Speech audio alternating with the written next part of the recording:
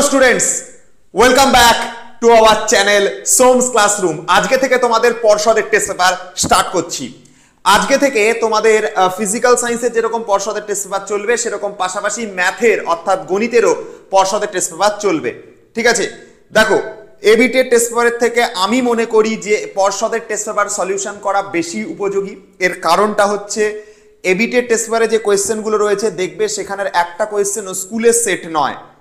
যে সেটগুলো দিয়েছে সেটা এবিটি এর তরফ থেকে তৈরি করা সেট। সেই তুলনায় এখন যে তুমি যে সেটটা করছো, দেখো এটা একটা স্কুলের সেট, কন্টাই টাউন আরসি বিদ্যাপীঠ। তার মানে পর্ষদ যে টেস্ট পেপার বার করেছে, সেই টেস্ট পেপারের যে মানে প্রশ্নগুলো, সেগুলো সবাই একটা স্কুলের প্রশ্ন। ঠিক আছে, এবং আরো একটা কথা মনে রাখতে হবে, এটা কিন্তু পর্ষদের নিজস্ব টেস্ট পেপার। যখনই পর্ষদ তার নিজস্ব টেস্ট পেপার লঞ্চ করে বা যখনই পর্ষদ তার নিজস্ব টেস্ট পেপার দেয়, সেই টেস্ট পেপারের যে কোয়েশ্চেনগুলো সেগুলো তুলনামূলক বেশি গুরুত্বপূর্ণ এবং পরীক্ষায় আসার মতন প্রশ্ন। তো যদি আমাকে জিজ্ঞাসা করা যায় স্যার কোন টেস্ট পেপার ভালো, টেস্ট পেপার দুটোই ভালো, এবিটিও ভালো, পর্ষদও ভালো। তবে আমি তোমাকে প্রেফার করব, যেহেতু তুমি স্কুল থেকে এতদিনে নিশ্চয়ই পর্ষদের টেস্ট পেপার পেয়ে গেছো, এখন তোমার উচিত পর্ষদের টেস্ট পেপারগুলোকে প্র্যাকটিস করা। তার দুটো কারণ, নাম্বার ওয়ান, পর্ষদ নিজে বার করেছে, তাই সেখানের টেস্ট পেপারের গুরুত্ব অবশ্যই বেশি হবে। নাম্বার টু, এর মধ্যে যে টেস্ট পেপারের যে কোশ্চেনগুলো রয়েছে সেগুলো সব একটা স্কুলের কোশ্চেন। ঠিক আছে, তো সেই জন্য স্কুলের যেহেতু কোশ্চেন, সেই জন্য আমি মনে করি এই টেস্ট পেপারগুলো করাটা বেশি ভালো বা বেশি উপযোগী হবে তোমাদের জন্য। এবার তোমাদের যেটা ভালো লাগে তোমরা করো, কিন্তু আজকে থেকে পর্ষদের টেস্ট পেপার আমি স্টার্ট করছি। যেহেতু পর্ষদের টেস্ট পেপার স্টার্ট করছি, ঠিক আছে, তো প্রথমত আজকের এই টেস্ট পেপার থেকে আমরা যে সলিউশনগুলোকে তোমাদের সামনে দেখাবো বা সলিউশনগুলো তোমাদের জন্য করতে চলেছি, প্রত্যেকটা প্রশ্নের প্রপার এক্সপ্লানেশন আমি দেবো, কেন হচ্ছে, কি কারণে হচ্ছে, যেটা আমার দরকার লাগবে। যেটা ডাইরেক্ট উত্তর মারার মতন কোশ্চেন, সেটা ডাইরেক্ট উত্তর মেরে দিয়ে বেরিয়ে যাবো। আচ্ছা, আরো একটা কোয়েশ্চেন আমি এখানে বলতে চাই, বা আর একটা কথা আমি এখানটাতে এক্সপ্লেন তোমাদের সামনে করতে চাই। সেটা হচ্ছে যে আমরা দেখো অনেক কিছু কিন্তু একসঙ্গে করাচ্ছি। তোমাদের ক্লাস 10দের জন্য আমি পুরো ঢেলে দিয়েছি সবকিছু। মাধ্যমিকের ক্লাস 10দের ম্যাথের ওয়ান শট চলছে, ফিজিক্যাল সায়েন্সের টেস্ট পেপার চলছে, ম্যাথের টেস্ট পেপার চলছে, সঙ্গে সঙ্গে ফিজিক্যাল সায়েন্সেরও ওয়ান শট তোমাদের জন্য আসছে। তো তোমাদের জন্য আমি সব রকম সাপোর্ট করছি। তোমাদের উচিত আমাকে একটু সাপোর্ট করা। তোমরা যদি চ্যানেলটাকে সাবস্ক্রাইব না করো, তোমরা যদি আমাকে ভালো না বাসো, আমাদের যদি ভিডিওগুলোকে যদি তোমরা শেয়ার না করো, তাহলে আমরা তো মোটিভেশন পাবো না, আমরা তো কাজ করবার মতন সাহায্য মানে আমি কি করে করব বলো। ধরো একটা মানুষ দিনের পর দিন কাজ করে যাচ্ছে। ধরো সাপোজ তুমি তোমার ফ্যামিলির কাউকে আর্নিং মেম্বারকে দিয়ে চিন্তা করো, মনে করো তোমার ফাদার, তোমার বাবা, তিনি দিনের পর দিন বাইরে কোনো একজনের কাছে কাজ করছে, বা সে তাকে দিনরাত মানে কাজই করিয়ে যাচ্ছে, কিন্তু কখনো টাকা দিচ্ছে না, কোনো তার অর্থের উপার্জনটা দিচ্ছে না।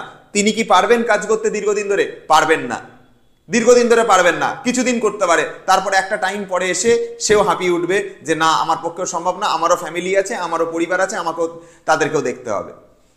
সেরকম ভাবে আমি তোমাদের জন্য পরিশ্রম করছি, তোমাদের জন্য খাটছি, তোমাদের জন্য ম্যাথের ওয়ান শট আনছি, তোমাদের জন্য ফিজিক্যাল সায়েন্সের ওয়ান শট সামনে আসবে।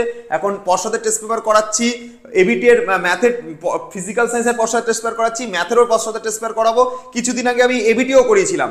তোমাদের কাছ থেকে বিনিময় একটু সাপোর্ট চাই, প্লিজ একটু আমাকে সাপোর্ট করো, চ্যানেলটাকে সাবস্ক্রাইব করো, সবার কাছে চ্যানেলটাকে পৌঁছে দাও, শেয়ার করো বন্ধুদের কাছে।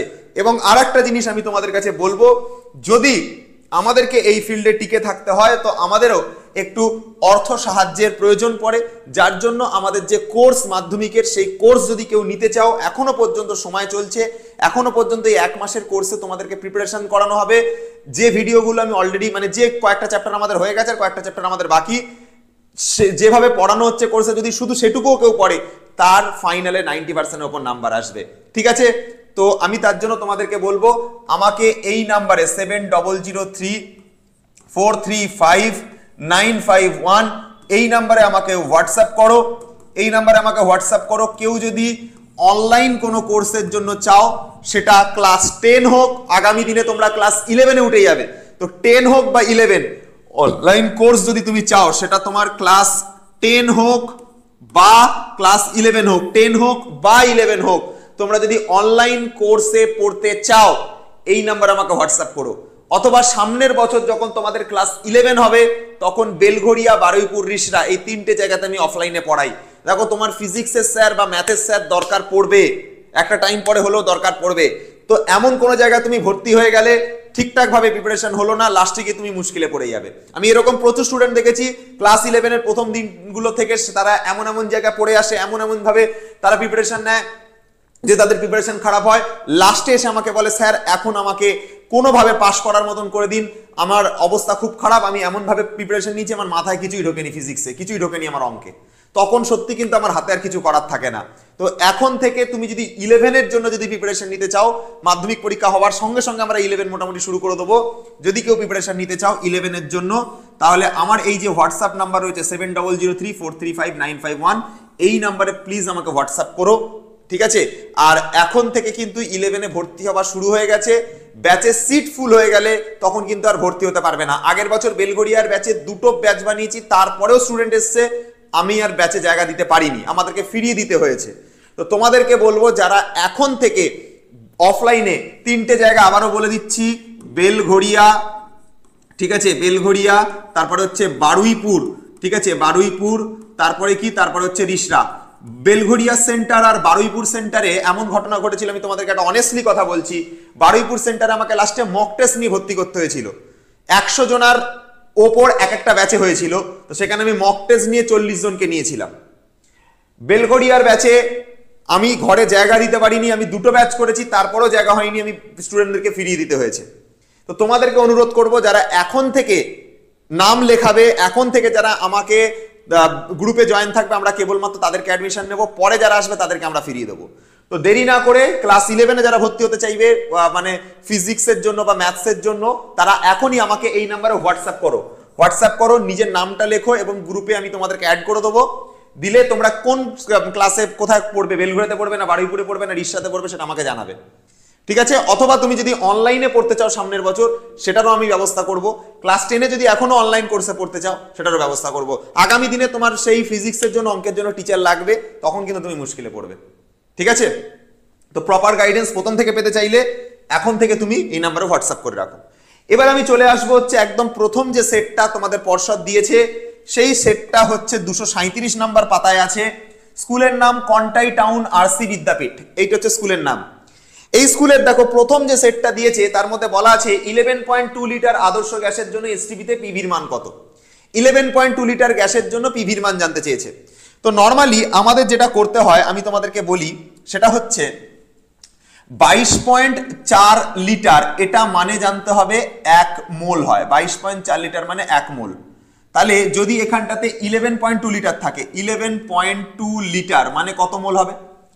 এই 11.2টা একের সাথে গুণ হবে, 22.4টা কি ভাগ হবে, 11.2 ইন্টু 1 ভাগ 22.4। দেখো এরকমই হবে কিনা, 11.2টা কি একের সাথে গুণ হবে, 22.4টা কি ভাগ হবে।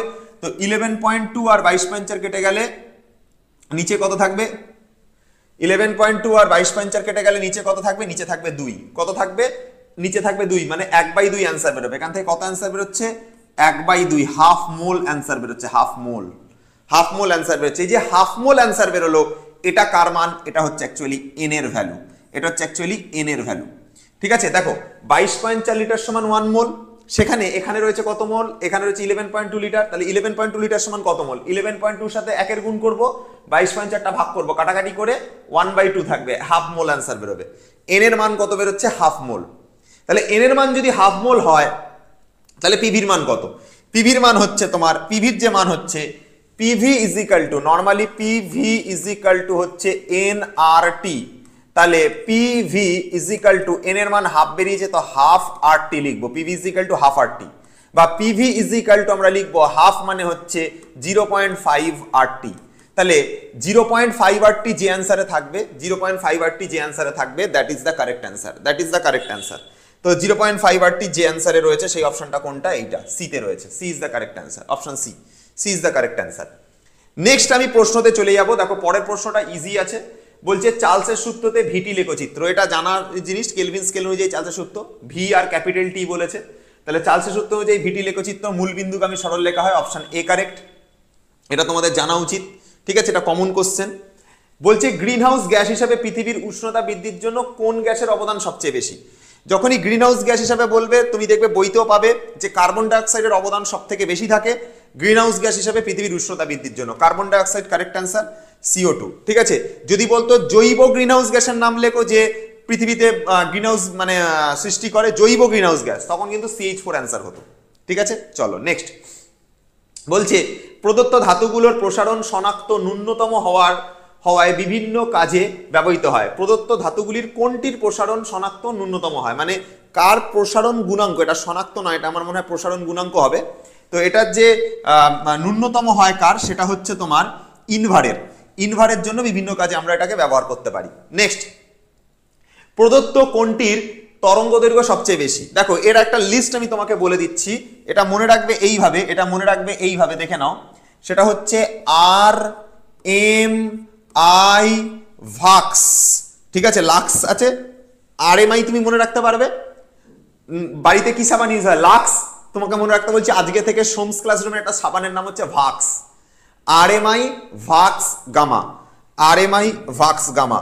আর মানে হচ্ছে রেডিও ওয়েভ, আর মানে হচ্ছে কি রেডিও ওয়েভ বা বেতার তরঙ্গ।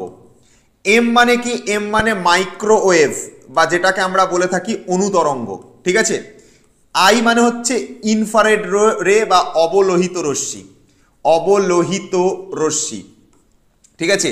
ভি মানে কি দৃশ্যমান আলোক রশ্মি বা ভিজিবল লাইট বলা হয়, ভি মানে ভিজিবল লাইট, দৃশ্যমান, ঠিক আছে, দৃশ্যমান আলোক রশ্মি। ইউ মানে হচ্ছে ইউভি রে, ঠিক আছে, আর এক্স মানে এক্স রে, আর গামা মানে গামা রে। তো দেখো এদের মধ্যে সব থেকে বেশি তরঙ্গ অবলোহিত রশ্মির, রেডিও ওয়েভ আর মাইক্রোওয়েভ তো অপশানেই নেই, এই অপশনের মধ্যে রেডিও ওয়েভ মাইক্রোওয়েভ দেখতে পাচ্ছ না, তাহলে অবলোহিত রশ্মি বা ইনফ্রারেড রে যেটা, তার তরঙ্গ দৈর্ঘ্য সবচেয়ে বেশি, তারপরে যেটা দৃশ্যমান আলোক রশ্মি তার, ঠিক আছে, তারপরে আলট্রাভায়োলেট রে যেটা অতিবেগুনি রশ্মি, তারপর এক্স রে, তারপর হচ্ছে গামা রে, ঠিক আছে। তো এই প্রশ্ন অনুযায়ী কার হচ্ছে সব থেকে তরঙ্গ দৈর্ঘ্য বেশি, সব থেকে বেশি তরঙ্গ দৈর্ঘ্য নর্মালি রেডিও ওয়েভের হয়, বাট রেডিও ওয়েভ অপশানে নেই। তারপরে মাইক্রোওয়েভের হয়, তো মাইক্রোওয়েভ অপশানে নেই। তো হচ্ছে কার আছে, অবলোহিত রশ্মি আছে, ইনফ্রারেড রে আছে অপশানের মধ্যে, তাহলে ইনফ্রারেড রের তরঙ্গ দৈর্ঘ্য সব থেকে বেশি হবে। তাহলে এই কোয়েশ্চেন অনুযায়ী যেটা হবে, ইনফ্রারেড রে বা অবলোহিত রশ্মি হচ্ছে সব থেকে তরঙ্গ দৈর্ঘ্য বেশি। এবার বলছে একটা পাতলা উত্তল লেন্সের 2f দূরত্বে রাখলে সৃষ্ট প্রতিবিম্বের প্রকৃতি কি হবে, মানে একটা লেন্সের থেকে যদি 2f দূরত্বে কোনো বস্তুকে রাখি তাহলে তার প্রতিবিম্ব কি হবে সেটা জিজ্ঞাসা করা হয়েছে। দেখো লেন্সের থেকে যদি তুমি 2f দূরত্বে কোনো বস্তুকে রাখো, সিস্টেমটা দেখতে এরকম লাগবে, এরকম একটা জায়গাতে লেন্স আছে, এই হচ্ছে তোমার প্রধান অক্ষ, এরম একটা জায়গাতে রয়েছে তোমার ফোকাস, আর এর থেকে এরম একটা জায়গাতে রয়েছে 2f দূরত্বে ফোকাস, আর এরম একটা জায়গাতে ফোকাস রয়েছে, এরম একটা জায়গাতে 2f ফোকাস রয়েছে, সেকেন্ড ফোকাস রয়েছে। এখন তুমি বস্তুটাকে 2f দূরত্বে রেখেছো, মানে বস্তুটাকে তুমি কোথায় রেখেছো, 2f দূরত্বে রেখেছো। তো এখান থেকে বস্তুটা যাবে, এখান থেকে আলোক রশ্মি যাবে, এটার মধ্যে থেকে আলোক রশ্মি যাবে, যাওয়ার পর এই আলোক রশ্মি 2f এর মধ্যে দিয়ে চলে যাবে। আর একটা আলোক রশ্মি আসবে এই ফোকাসের মধ্যে থেকে গিয়ে এরম ভাবে চলে যাবে, ঠিক আছে, ফোকাসের মধ্যে থেকে গিয়ে এরম ভাবে চলে যাবে, ঠিক আছে। এদের মিলন যেটা ঘটে সেটা দেখবে এরকম একটা জায়গাতে ঘটে। আমাদের ছবিটা আঁকতে একটু গন্ডগোল আছে, ঠিক আছে, আমি 2f টার ফোকাসটাকে ঠিকঠাক ভাবে আঁকতে পারিনি, ঠিক আছে। তো দেখবে এদের ক্ষেত্রে তুমি বইতে চেক করো, দেখবে 2f দূরত্বে সেটা মিলিত হচ্ছে, ঠিক আছে। এরা যেখানটাতে মিলিত হবে না, এরা যে জায়গাটাতে মিলিত হয় সেই জায়গাটা হচ্ছে 2f হয়। আমি হাতে এঁকেছি তো তাই জন্য আমাদের একটু সমস্যা হয়েছে, হ্যাঁ। আর এরম একটা জায়গা দিয়ে ধরো ফোকাস যাচ্ছে, এরম একটা জায়গা ধরো ফোকাস আছে, ঠিক আছে, এরম একটা জায়গা দিয়ে যায়, মানে এরম 2f দূরত্বে যদি তুমি বস্তু রাখো, সেখান থেকে একটা আলোক রশ্মি আসে, আলোক কেন্দ্রের মধ্যে দিয়ে এখানে চলে যায়, আর একটা আলোক রশ্মি আসে, সেটা এসে হচ্ছে তোমার কি করে, এইখান থেকে এরকম ভাবে যায়, গিয়ে এইখান থেকে চলে যায়, ঠিক আছে। তো আলটিমেটলি বস্তুর যে আলোক রশ্মিগুলো সেগুলোর যে মিলন ঘটে সেটা হচ্ছে কোথায় গিয়ে মিলন ঘটে, 2f দূরত্বে ঘটে। তো বস্তুর প্রতিবিম্ব যদি এই দিকে থাকে, দেখো তার ঠিক উল্টো প্রতিবিম্ব এখানে তৈরি হয়েছে, উল্টো মানে অবশিষ্ট, এবং এরা দেখো পরস্পরের সাথে বাস্তবে মিলিত হয়েছে। দেখো এইখানটার সাথে দেখো, ঠিক আছে, আমি ধরো এখান থেকে পাঠাচ্ছি, এটা f, ঠিক আছে, এখানে হচ্ছে এটা o, ঠিক আছে। তো বাস্তবে দেখো এখান থেকে আলোক রশ্মিটা এসেছে এবং এখান থেকে আলোক রশ্মি এসে দেখো এরা এখানে বাস্তবে মিলিত হয়েছে, বাস্তবে এরা মিলিত হয়েছে, মানে এরা মিলিত হয়েছে, এরা কাল্পনিকভাবে মিলিত হয়নি, তাহলে এটা সৎ প্রতিবিম্ব। তাহলে সৎ তো হবেই এবং তার সঙ্গে অবশিষ্ট হবে, সৎ এবং অবশিষ্ট, সৎ এবং অবশিষ্ট, অপশন এ কারেক্ট। অবশিষ্ট কেন? কারণ উল্টো হয়েছে। দেখো এখানটার যে মানে বস্তু ছিল এরম ছিল, আর এখানে যে প্রতিবিম্ব হয়েছে সেটা এরম হয়েছে, উল্টে গেছে, উল্টে গেছে এখানে এসে, তাহলে অবশিষ্ট হবে এবং সৎ হবে। ওকে, নেক্সট পরের প্রশ্নতে আসা যাক। পরের কোয়েশ্চেনটা দেখো, দিস ইজ ইজি কোয়েশ্চেন। কি বলছে যে কোনো পরিবাহীর মধ্যে দিয়ে 2 মিনিটে 120 কুলম আধান প্রবাহিত হলে তড়িৎ প্রবাহ মাত্রা কত? তো তড়িৎ প্রবাহ মাত্রার যে ফর্মুলা আধানের সাথে সেটা হচ্ছে এইটা, I ইকুয়ালস টু হচ্ছে Q by T, Q by T. তাহলে আই এর জায়গায় আই লিখলাম, কিউ মানে আধান, আধানের মান কত? 120 কুলম আধান, তো 1 2 0 লিখলাম 120। টি মানে হচ্ছে টাইম, টাইমটা কত? 2 মিনিট, 2 মিনিট মানে হচ্ছে 120 সেকেন্ড। টাইমটাকে সবসময় সেকেন্ডে নিয়ে কাজ করতে হবে, তো 2 মিনিট আছে, মিনিট মানে হচ্ছে এটাকে সেকেন্ডে কনভার্ট করতে হবে, তো 120 সেকেন্ড। ঠিক আছে, কি করে হলো? 2 মিনিট মানে 120 সেকেন্ড, কি করে জানো তো? 2 মিনিটকে আমরা সেকেন্ডে কনভার্ট করবার জন্য 2 এর সাথে 60 দিয়ে মাল্টিপ্লাই করব, 2 আর 60 মাল্টিপ্লাই করব, তবে 120 সেকেন্ড আসবে। তো ওই জন্য বললাম 2 মিনিট বলা আছে, 2 মিনিট মানে সেকেন্ডে বললে টাইমটা হবে হচ্ছে 120 সেকেন্ড। আর আধান কত দিয়েছে? আধান দিয়েছে 120 কুলম, তাহলে কিউ এর জায়গায় 120 কুলম বসানোর পর 120 আর 120 কেটে গেলে অ্যান্সার পড়ে থাকবে 1 অ্যাম্পিয়ার, 1 অ্যাম্পিয়ার আধান পড়ে থাকবে, 1 অ্যাম্পিয়ার কারেন্ট পড়ে থাকবে। এবার ব্যাপারটা হলো, যদি 1 অ্যাম্পিয়ার যদি কারেন্ট হয়, 1 অ্যাম্পিয়ার কারেন্ট তো এখানে অপশনই নেই, তার মানে কি আমরা অঙ্ক ভুল করেছি? উত্তর না, কোয়েশ্চেনের মধ্যে গন্ডগোল আছে, কোয়েশ্চেনের মধ্যে গন্ডগোল আছে। এটা মাধ্যমিক এসেছিল, এখানে 12 কুলম দেওয়া ছিল, ঠিক আছে, তো কোয়েশ্চেনে গন্ডগোল আছে।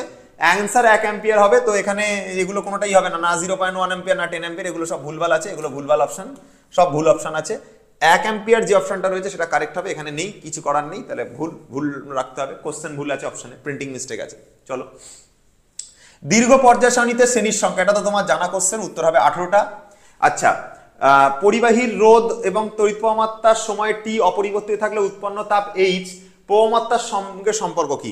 এইচ এর সাথে আই বর্গের ব্যস্তানুপাতিক সমানুপাতিক থাকে, এইচ সমানুপাতিক আই স্কোয়ার। আরে ফর্মুলাটা পড়েছিলাম না, H is equal to I square R T by J. তুমি দেখো এইচ এর সাথে আই এর স্কোয়ার দেখো সোজাসুজি রয়েছে, সমানুপাতিক সম্পর্কে রয়েছে, তো এইচ সমানুপাতিক আই স্কোয়ার। ঠিক আছে, আচ্ছা, তেজস্ক্রিয় মৌল থেকে নির্গত বিটা রশ্মি কি? বিটা রশ্মি হচ্ছে তোমার কি? ইলেকট্রন কণার স্রোত। আর আলফা রশ্মি যদি বলা থাকতো তাহলে বলতে হবে 2 একক পজিটিভ চার্জ বিশিষ্ট তোমার হচ্ছে হিলিয়াম পরমাণু কণার স্রোত। তো এখানে বিটা রশ্মি লিখেছে, তাহলে সেটা হবে কি? ইলেকট্রন কণার স্রোত। আচ্ছা, তারপরে দেখো এখানে কি বলছে যে প্রদত্ত কোন যৌগটি অষ্টক নীতিকে মানা হয় না? Lithium hydride, LiH। লিথিয়াম হাইড্রাইডের ক্ষেত্রে আমরা দ্বৈত সূত্র মানি, এর ক্ষেত্রে কি সূত্র মানা হয়? দ্বৈত সূত্র মান্য হয়, তো অষ্টক সূত্র মান্য হয় না এর ক্ষেত্রে।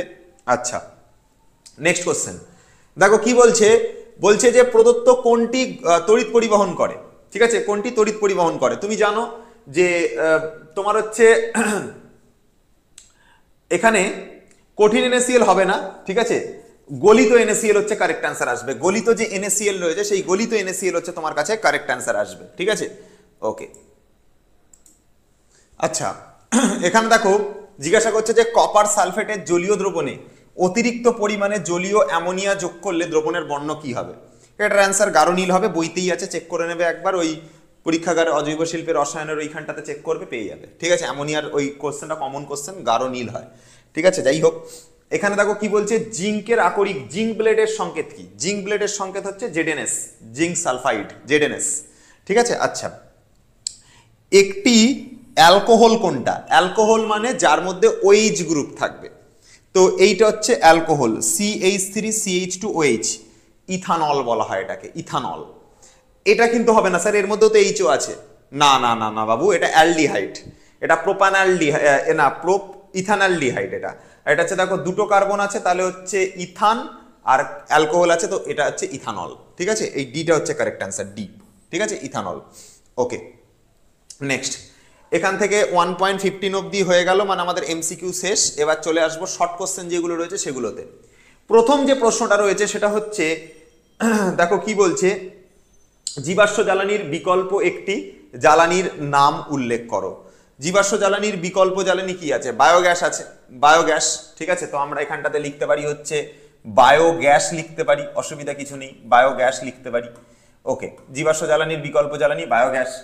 বায়ুমণ্ডলের উষ্ণতা বৃদ্ধি করে এমন একটি গ্যাসের নাম লেখো। এমন একটি গ্যাসের নাম হচ্ছে CO2, কার্বন ডাই অক্সাইড, যে বায়ুমণ্ডলের উষ্ণতা বৃদ্ধি করবে, এটা গ্রিন হাউস গ্যাস। তাই কোলবেড মিথেন থেকে কোন জ্বালানি আহরণ করা হয়? অবশ্যই এটা হচ্ছে CH4 বা মিথেন।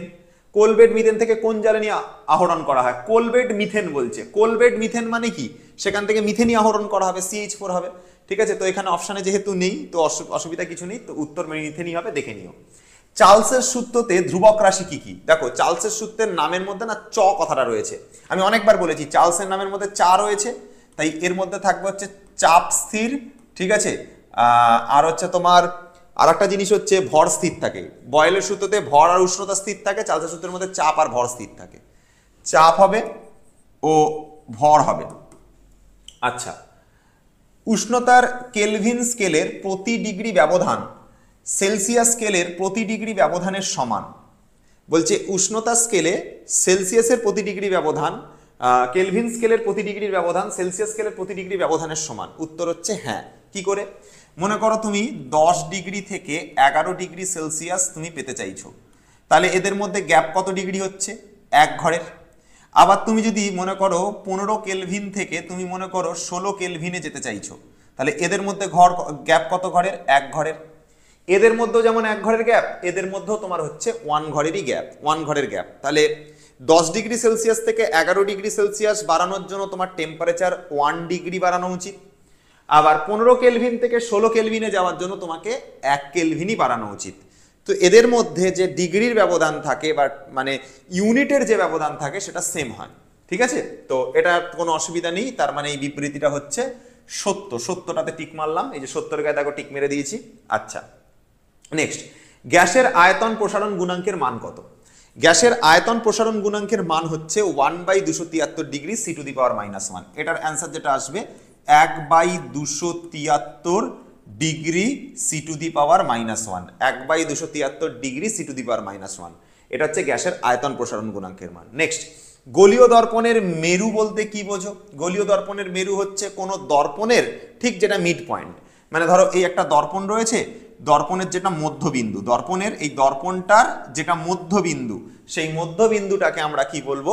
মেরু বলবো। তাহলে এটাই লেখো খাতার মধ্যে, গোলীয় দর্পণের মধ্যবিন্দু হলো তার মেরু। ঠিক আছে, অবতল দর্পণের দুটো ব্যবহার লিখতে বলেছে। দুটো ব্যবহার তুমি জানো, গাড়ির হেডলাইটে ব্যবহার করা হয়, দন্ত চিকিৎসায় ব্যবহার করা হয়, আরো অনেক ব্যবহার আছে। তুমি দুটো মেন ব্যবহার লিখে দাও, যেটা হচ্ছে তোমার দুটো কাজে লেখো। একটা হচ্ছে হেডলাইট লিখে দাও, আর একটা হচ্ছে কি, আর একটা হচ্ছে দন্ত চিকিৎসায় লিখে দাও, দন্ত চিকিৎসায় লিখে দাও, হয়ে গেল। আচ্ছা, দেখো প্রতিসরণের ক্ষেত্রে আপতন কোণ আর প্রতিসরণ কোণের মান যথাক্রমে 45 আর 30 দিয়েছে কৌণিক চ্যুতির মান। চ্যুতির মান বার করবার টেকনিক হলো সবসময় আপতন কোণ থেকে হয় প্রতিসরণ কোণকে মাইনাস করবে, নয়তো প্রতিসরণ কোণ থেকে আপতন কোণকে মাইনাস করবে। বড় কোণটার থেকে ছোট কোণকে মাইনাস করতে হবে। তো এখানে বড় কোণ 45 ডিগ্রি আর ছোট কোণ 30 ডিগ্রি। তো চ্যুতির মান বার করবার টেকনিক হচ্ছে কি, ডেল্টা ইজিক্যাল টু আমাকে কি করতে হবে? 45 থেকে আমি 30 ডিগ্রিকে মাইনাস করব, অ্যান্সার আমার কি বেরোবে? 15 ডিগ্রি। যদি এইটা বড় দিত, এইটা যদি ছোট দিত, এটা যদি বড় দিত, তাহলে উল্টো করতাম, এটা থেকে এটাকে মাইনাস করতাম তখন। ঠিক আছে, তো এই হচ্ছে ব্যাপার। আচ্ছা, নেক্সট কি বলছে? উষ্ণতা বৃদ্ধিতে অর্ধপরিবাহীর রোধ কিভাবে পরিবর্তিত হয়? লিখতে হবে উষ্ণতা বৃদ্ধিতে অর্ধপরিবাহীর রোধ কমতে থাকে। ঠিক আছে, উষ্ণতা বৃদ্ধিতে অর্ধপরিবাহীর রোধ কমে। ঠিক আছে, বাড়ে না, এটা কি হয়? কমে। ঠিক আছে, এটা হচ্ছে কমে। নেক্সট, একটি অর্ধপরিবাহীর নাম অনেক আছে, সিলিকন আছে, জার্মেনিয়াম আছে। ঠিক আছে, সিলিকন বা জার্মেনিয়াম যে কোনো একটা লিখে দাও, একই ব্যাপার। আচ্ছা, ডায়নামোতে কোন ধরনের শক্তি তড়িৎ শক্তিতে রূপান্তরিত হয়? ডায়নামো মানে জেনারেটরের মতন, তাহলে সেখানে হচ্ছে যান্ত্রিক শক্তি তড়িৎ শক্তিতে। কি হবে অ্যান্সার? অ্যান্সার হচ্ছে যান্ত্রিক শক্তি। যান্ত্রিক শক্তি কিসে রূপান্তরিত হয়? তড়িৎ শক্তি। যান্ত্রিক শক্তি কিসে হয়? তড়িৎ শক্তি। যান্ত্রিক শক্তি কিসে রূপান্তরিত হয়? তড়িৎ শক্তি। তাহলে ডায়নামোতে যান্ত্রিক শক্তি তড়িৎ শক্তিতে রূপান্তরিত হয়, যান্ত্রিক শক্তি তড়িৎ শক্তিতে রূপান্তরিত হয়, হয়ে গেল। আচ্ছা, নক্ষত্রের বিপুল শক্তির উৎস কি? নক্ষত্রের বিপুল পরিমাণে শক্তির উৎস হচ্ছে নিউক্লিয় সংযোজন। ঠিক আছে, কি লিখতে হবে? নিউক্লিয় সংযোজন। পুরো কথাটা লিখবে, আমি শুধু সংযোজন লিখলাম, তুমি লিখে নেবে নিউক্লিয় সংযোজন। ঠিক আছে, আচ্ছা, তাপ পরিবাহিতাঙ্কের এসআই একক কি? তাপ পরিবাহিতাঙ্কের এসআই একক হচ্ছে তোমার watt metre to the power -1 kelvin to the power -1, watt metre to the power -1 kelvin to the power -1, ঠিক আছে? এই হচ্ছে ইউনিট, ঠিক আছে? তাহলে এটাও হয়ে গেল। নেক্সট আমরা কিসে চলে আসবো? নেক্সট আমরা চলে আসবো হচ্ছে স্তম্ভ মেলানোতে। স্তম্ভ মেলানো, দিস ইজ ভেরি ইম্পর্টেন্ট। দেখো কি বলেছে, এখান থেকে 4-এ 4 পাওয়া যায়, সবাই করতে পারে এটা। সন্ধিগত মৌল কোনটা? সন্ধিগত মৌল হচ্ছে নিকেল। নিকেল একটা সন্ধিগত মৌল। ইউরেনিয়ামের মৌল কারা? যে হচ্ছে ইউরেনিয়ামের অ্যাটমিক নাম্বার 92, তার থেকে বেশি যার অ্যাটমিক নাম্বার, যেমন সেটা হচ্ছে কে? সেটা রয়েছে প্লুটোনিয়াম। এটা থার্মিট পদ্ধতিতে উচ্চ উষ্ণতায় Fe2O3 কে বিজারিত করে কে? সেটা করে হচ্ছে তোমার অ্যালুমিনিয়াম করে। আচ্ছা, ধাতু সংকর কাঁসাতে কি থাকে? কাঁতাটি। কাঁসা মানে বুঝতে হবে কাঁতাটি। তা মানে হচ্ছে তামা থাকবে, আর টি মানে টিন থাকবে। তো অ্যান্সার এখানে টিন আছে, তো টিন অটোমেটিক্যালি হয়ে যাবে। এমনি তো 3টে করে দিয়েছি, মানে একটা পেরে যাওয়া উচিত। আচ্ছা, N2 অণুর লুইস ডট গঠন কি হবে? এটার ছবি তুমি অনেকবারই করেছো, তবু আমি এখানে দেখাচ্ছি। N2 অণুর লুইস ডট গঠন কি করে করতে হয় দেখো। নাইট্রোজেনের নরমালি ইলেকট্রন সংখ্যা হচ্ছে 7টা, তার মানে প্রথম কক্ষপথে 2টো ইলেকট্রন, পরের কক্ষপথে 5টা ইলেকট্রন। তো লাস্ট কক্ষপথের ইলেকট্রন নিয়ে মেন গেম খেলতে হবে। তো তোমাকে এখানে একটা ইলেকট্রন, এখানে একটা ইলেকট্রন, 2টো ইলেকট্রন লিখে দিলাম। তারপরে এখানে একটা, এখানে একটা, এখানে একটা লিখলাম। এটা একটা নাইট্রোজেনের জন্য। পাশের আর একটা নাইট্রোজেনের জন্য সেম করব, এখানে একটা, এখানে একটা, এখানে একটা, আর এই আর এই। এবার এ কি করবে? ইলেকট্রন মাঝখানে রাখবে, এও মাঝখানে রাখবে, এও এখানে মাঝখানে রাখবে, এও এখানে মাঝখানে রাখবে, এও এখানে মাঝখানে রাখবে, এও এখানে মাঝখানে রাখবে। এইভাবে ইলেকট্রনগুলো রাখা হবে। রাখবার পরে এখানে দেখো যে ইলেকট্রন জোড়া তৈরি হবে না নাইট্রোজেনের সাথে, এখানে যে ইলেকট্রন জোড়া তৈরি হবে, এই যে ইলেকট্রন যেটা জোড় তৈরি হবে, ইলেকট্রন জোড়, ঠিক আছে? এই যে ইলেকট্রন জোড় তৈরি হবে। তো প্রথম নাইট্রোজেনটা বলবে, প্রথম নাইট্রোজেনটা কি বলবে? প্রথম নাইট্রোজেনটা বলবে 2টো, আর এখানকার এই 6টা, টোটালি 8টা ইলেকট্রন আমার। এই নাইট্রোজেনটা বলবে এখানকার 6টা আর মাথার 2টো, টোটালি 8টা ইলেকট্রন আমার। তাহলে এইটা হচ্ছে লুইস ডট গঠন। এখান থেকে তুমি এরকম বানাতে পারো, নাইট্রোজেন লিখলে, মাথায় 2টো ইলেকট্রন লিখলে, এই 2টো ইলেকট্রন মিলে একটা বন্ড, এই 2টো ইলেকট্রন মিলে একটা বন্ড, এই 2টো ইলেকট্রন মিলে একটা বন্ড, তারপরে এখানে নাইট্রোজেন, ওপরে 2টো ইলেকট্রন। এই হচ্ছে নাইট্রোজেনের লুইস ডট গঠন। ওকে, তো এইভাবে 3টে স্টেপে দেখানো উচিত নরমালি, ঠিক আছে? দেখালে তোমার বেশি ভালো, ঠিক আছে? তো আমি এটা দেখিয়ে দিয়েছি নাইট্রোজেনের লুইস ডট গঠন। তারপরে বলছে তড়িৎ বিশ্লেষণে কোন প্রকারের প্রবাহ ব্যবহার করা হয়? জানো তুমি এটা? ডিসি প্রবাহ বা সমপ্রবাহ। ডিসি প্রবাহ বা সমপ্রবাহ, আমি ডিসি লিখে ছেড়ে দিলাম। আচ্ছা, জলের তড়িৎ বিশ্লেষণে ক্যাথোডে কি উৎপন্ন হয়? ক্যাথোডে গিয়ে হাইড্রোজেন কি করে? একটা ইলেকট্রনকে গ্রহণ করে, এটা হাইড্রোজেন উৎপন্ন করে। তারপর একটা হাইড্রোজেন, তারপর এই হাইড্রোজেনটা পরের হাইড্রোজেনের সঙ্গে বিক্রিয়া করে এটা H2 গ্যাস উৎপন্ন করে। মানে মেন কথা হচ্ছে হাইড্রোজেন গ্যাস উৎপন্ন হবে, এটা হচ্ছে মেন কথা। জলের তড়িৎ বিশ্লেষণে ক্যাথোডে কি উৎপন্ন হয়? উত্তর হচ্ছে হাইড্রোজেন তৈরি হয়, ঠিক আছে? তাহলে এটাও হয়ে গেল, এটাও হয়ে গেল, শেষ। আচ্ছা, তামার চামচের উপর রূপোর প্রলেপ দিতে চাইছি। তুমি যার প্রলেপ দিতে চাইবে তার কি লাগাবে? তুমি তামার চামচের উপর রূপোর প্রলেপ দিতে চাইছো, তাহলে রূপোকে কিসে রাখতে হবে? অ্যানোডে রাখতে হবে। তাহলে অ্যানোডে কাকে রাখবে? অ্যানোডে রাখবে হচ্ছে রূপোকে রাখবে, অ্যানোডে রূপোকে রাখবে। তামার চামচের ওপর রূপোর প্রলেপ দেবে, তাহলে রূপোকে কিসে রাখবে? অ্যানোডে রাখবে, ঠিক আছে? চলো নেক্সট হয়ে গেল। পরের কোশ্চেন, একটি সমযোজী তরল পদার্থের উদাহরণ দাও। সমযোজী তরল বলেছে, এর উদাহরণ জল হবে। জল হচ্ছে একটা সমযোজী যৌগ এবং তরল পদার্থ, জল হবে H2O। H2 হচ্ছে সমযোজী যৌগ এবং তরল পদার্থ, ঠিক আছে? চলো নেক্সট। আচ্ছা, পরের প্রশ্নতে আসা যাক, ঠিক আছে? দেখো এখানে বলেছে ফেরিক ক্লোরাইডের সঙ্গে যদি অ্যামোনিয়ার জলীয় দ্রবণ যোগ করা হয়, তাহলে যে ধরনের পদক্ষেপ পড়ে তার সংকেত কি হবে? তার সংকেত হচ্ছে FeOH whole thrice. FeOH whole thrice, এইটা হচ্ছে সংকেত হয়, ঠিক আছে? আচ্ছা, লাইকার অ্যামোনিয়া কি? লাইকার অ্যামোনিয়া কি তোমরা এটা কমেন্টে লিখো, এটা আমি লিখবো না, এর আগের বারও আমি বলেছিলাম, ঠিক আছে? অ্যামোনিয়ার সম্পৃক্ত জলীয় দ্রবণ, এর সম্পর্কে আরো কিছু ইনফরমেশন নিয়ে এটা তোমরা কমেন্টে লিখো, ঠিক আছে? এর আগে আমি লাইভে অনেকবার করেছি জিনিসটা, এটা আমি লিখবো না, এটা তোমরা কমন কোশ্চেন, খুব কমন কোশ্চেন এটা। লাইকার অ্যামোনিয়া কি, ঠিক আছে? অ্যামোনিয়ার সম্পৃক্ত জলীয় দ্রবণ একটু ডিটেলসে কমেন্টে লিখবে তোমরা, ঠিক আছে? ওকে, চলো নেক্সট। CH3 CH2 CHO, দেখো মিথ ইথ প্রোপ, 3টে কার্বন আছে, তাহলে নাম হবে প্রোপান, ঠিক আছে? নাম হবে কি? প্রোপান। আর লাস্টে দেখো CHO গ্রুপ রয়েছে, তাহলে প্রোপান ন্যাল ডিহাইড, প্রোপানাল ডিহাইড, ঠিক আছে?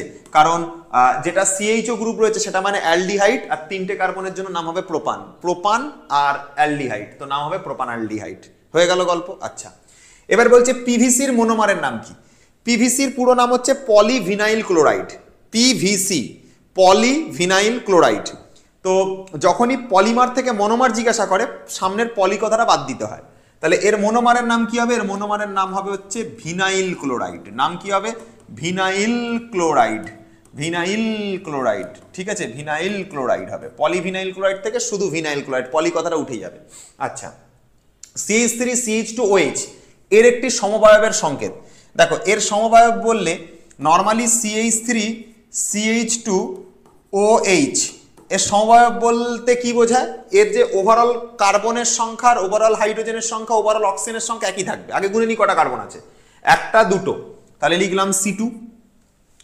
হাইড্রোজেন কটা আছে? তিনটে, দুটো পাঁচটা আর একে ছটা, C2H6। আর অক্সিজেন কটা আছে? একটা, O।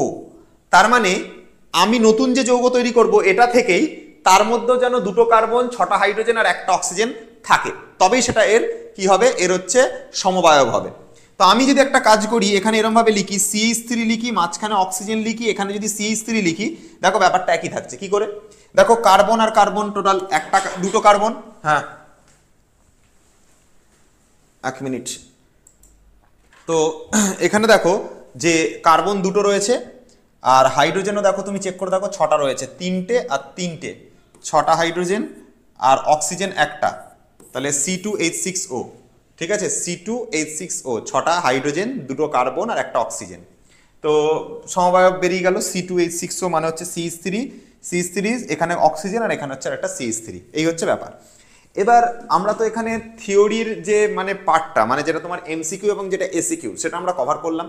এরপরে আমরা মানে কয়েকটা অঙ্ক একটু দেখি, নিউমেরিক্যাল যদি পরে পরীক্ষার সময় তুমি কি করে সলিউশন করবে। যেমন এইখানে একটা অঙ্ক দিয়েছে, দেখো এখানে একটা অঙ্ক দিয়েছে, দেখো অঙ্কটা কি দিয়েছে? অঙ্কটা দিয়েছে হচ্ছে এরকম যে এসটিপিতে নির্দিষ্ট ভরের কোনো গ্যাসের আয়তন 52 মিটার কিউব। মানে গ্যাসের আয়তন, যেটা প্রাথমিক আয়তন, সেটা দেওয়া আছে 52 মিটার কিউব। আচ্ছা, 52 মিটার কিউব বলেছে মানে এর যে V1 যেটা, সেটা হচ্ছে 52 মিটার কিউব।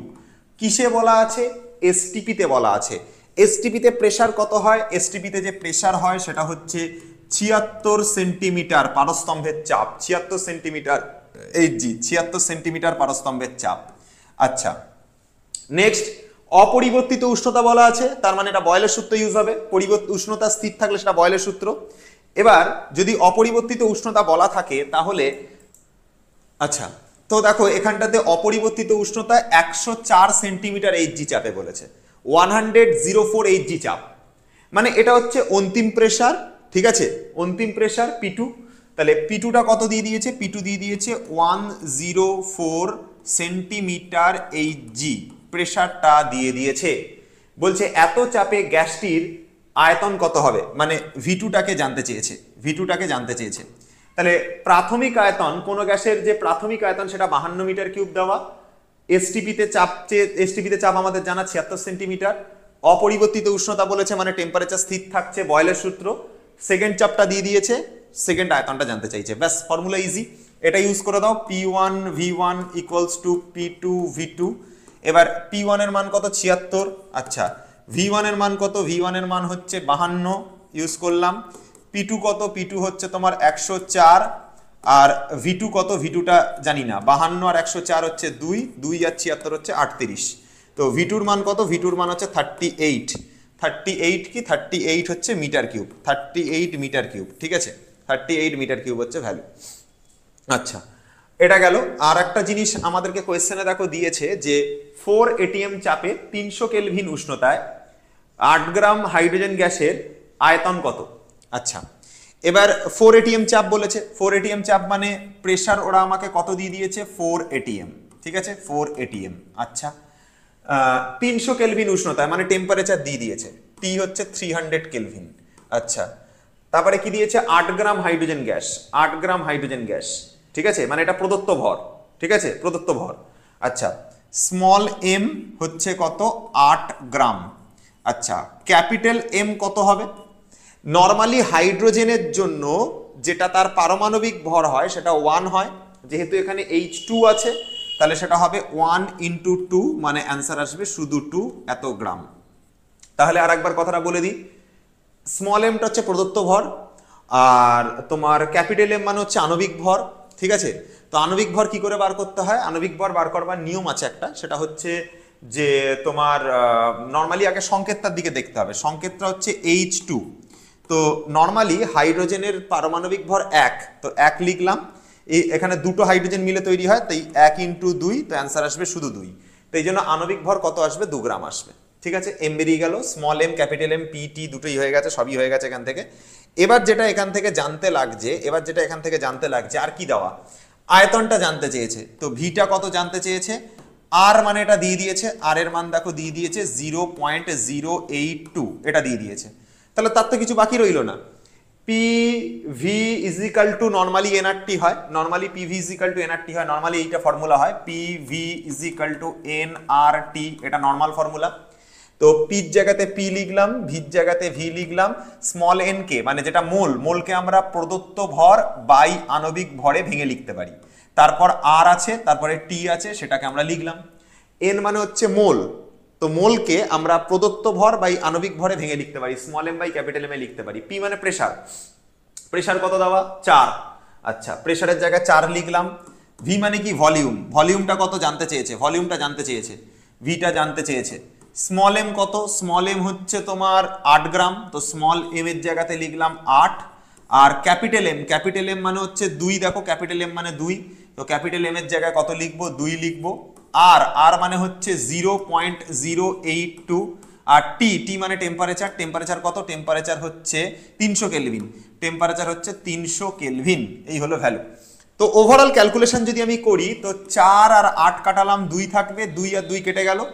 পড়ে থাকছে যেটা, সেটা হচ্ছে এখান থেকে পয়েন্ট তুলে দেবো, পয়েন্ট তুলে দিলে 1000 হবে এখানে, 1000। ঠিক আছে, পয়েন্টের পর 3টে 0, তো 1000 হবে। তো 1 2 কেটে গেল। 3 আর 82 গুণ করে তাকে 10 দিয়ে ভাগ করব। তো ভির মান হচ্ছে 3 দুগুণে 6, 3 আর 8 24। ঠিক আছে, আর নিচে কত, নিচে আছে 10। তার মানে এটার অ্যান্সার বেরোবে 24.6 বেরোবে, 24.6 এত লিটার আসবে। তো আমরা এতদূর পর্যন্তই আজকের ক্লাসটাকে স্টপ রাখবো। ঠিক আছে, যে নিউমেরিক্যাল অবধি আমি করিয়ে দিলাম, তার আগে আমি এমসিকিউ করিয়েছি। এবারে যদি বইতে আরো দুটো একটা নিউমেরিক্যাল থাকে, সেটা উচিত তোমাদেরকে করা, কারণ সব যদি আমরা করিয়ে দিই তোমরা নিজেরা কিছু শিখতে পারবে না। তো এর পরের বাকি পার্টের যে নিউমেরিক্যাল আছে সেটা তোমরা করবে। আজকে আমরা সেট 1 করলাম। ঠিক আছে, এই সপ্তাহের মধ্যে আমরা আরো সেট আনার চেষ্টা করছি।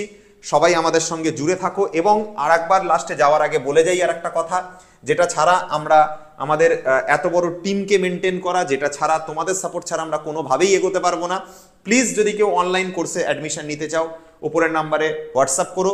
অথবা কেউ যদি 10-এর জন্য অথবা 11-এর জন্য, মানে সামনের বছর, মানে 10দের তো আমি অনলাইন পড়াই, অফলাইন পড়াই না, 11দের জন্য কেউ যদি অফলাইনে ভর্তি হতে চাও, পড়তে চাও, তাহলে বেলঘড়িয়া, বারুইপুর, রিষড়া, এই 3টে সেন্টারের মধ্যে যে সেন্টারে তোমার ভাল লাগে তুমি বা তোমার কাছাকাছি হবে, সেই সেন্টারে তুমি সামনের বছর থেকে 11 থেকে জয়েন করতে পারো। এই নাম্বারে হোয়াটসঅ্যাপ করে রাখো, যাতে এখনই তোমরা গ্রুপে জয়েন হতে পারো। কারণ যদি লেট করে দাও তাহলে কিন্তু আমরা অ্যাডমিশন নেওয়ার মতন পরে কিন্তু আর সুযোগ পাবো না। ঠিক আছে, সবাইকে এইটুকু বলেই আজকে ক্লাস শেষ করবো। সবাইকে অসংখ্য ধন্যবাদ ভিডিওটাকে শেষ পর্যন্ত দেখবার জন্য।